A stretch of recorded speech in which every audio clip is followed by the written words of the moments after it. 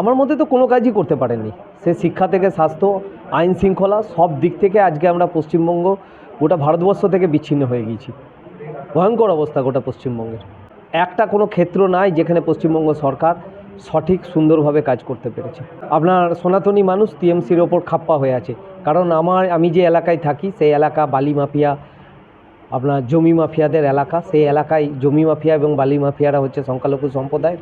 সনাতনী মানুষের জীবন অতিষ্ঠ করে রেখেছে এই তৃণমূলী সরকারের প্রশ্রয়ে, মদতে এবং পুলিশ প্রশাসনের মদতে। এবং এই কর্মসংস্থান এই সরকার না পাল্টালে আসবে না।